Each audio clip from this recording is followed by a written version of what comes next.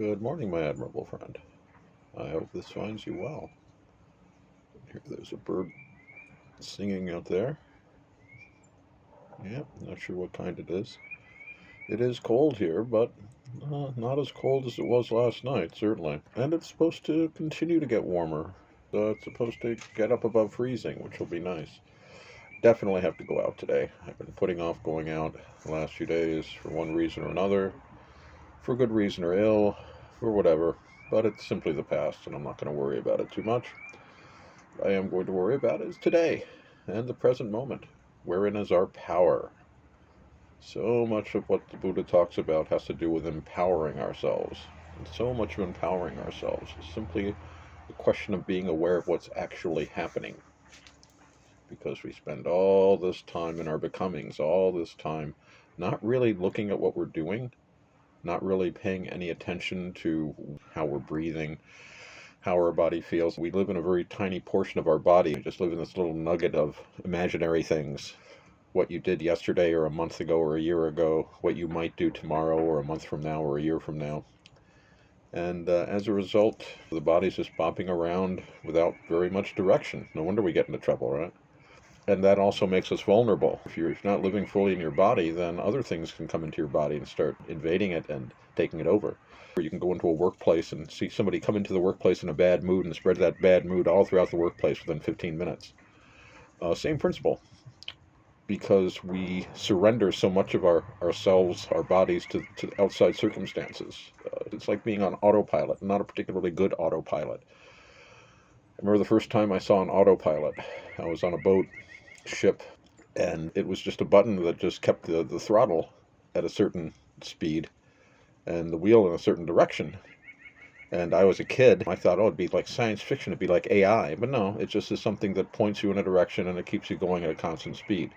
That's the autopilot. And that's not very sophisticated. We don't have an AI autopilot. If we had it, we don't have AI inside of ourselves. We just have our intelligence. But what we do have is a lot of becomings, a lot of aspects of ourselves that are not very skillful or very childish or very self-destructive or very much addicted to certain behaviors that are not good for the rest of ourselves. One part of ourselves likes doing something, and the rest of ourselves, it's like there's a small part of us that likes to get really loaded, drunk, but most of the rest of us don't like the hangover, the vomiting, and the angry tirades or whatever other terrible things that the alcohol makes us do.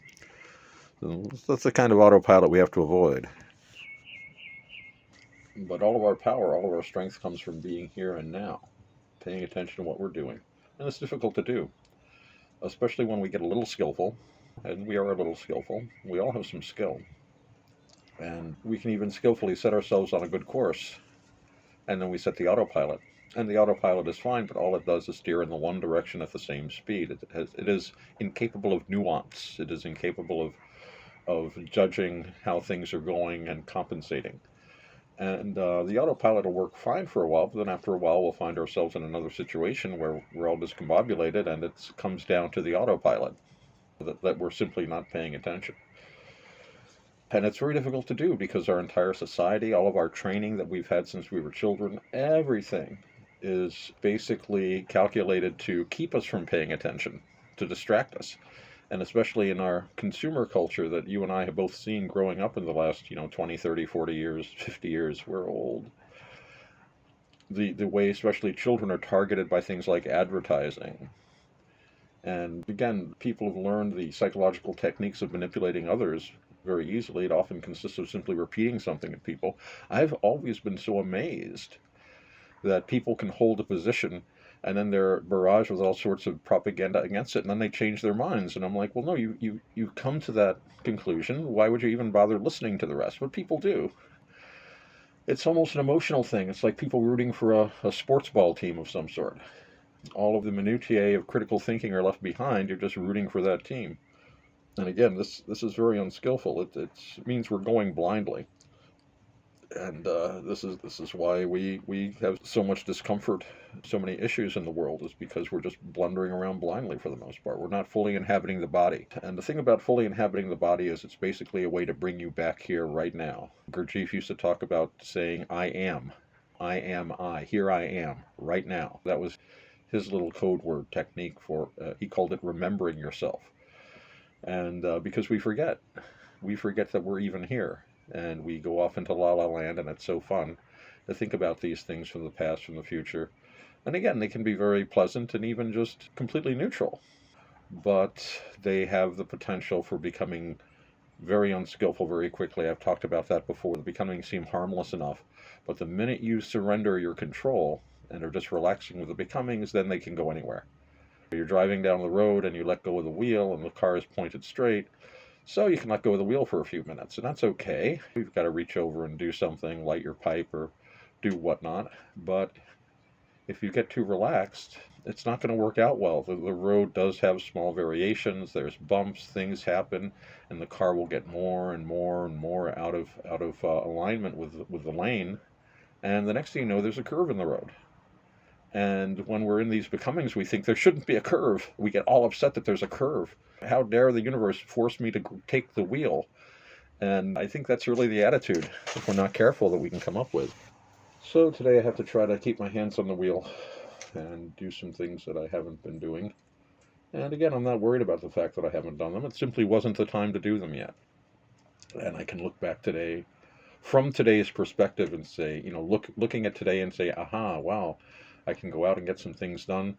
But then there's a voice that'll say, oh, why didn't you do this yesterday or the day before yesterday or the day before that? Oh my goodness, you failed. You haven't done this and now you've got it. And it's like, no, I couldn't do it then, or I would have done it. Then was not the time to do it. Now is the time to do it.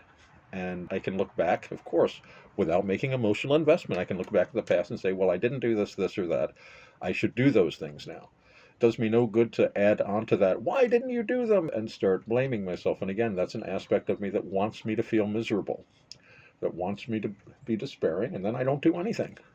And that's really the end game for a lot of these defilements. There's a part of me that just wants to be a lazy boy sitting home and just sitting around and sinking myself into self-pitying becomings, or even just distracting myself with a book. And there's nothing wrong with a good book, but I can't allow myself to betray myself, to basically subvert my own actions through these thoughts.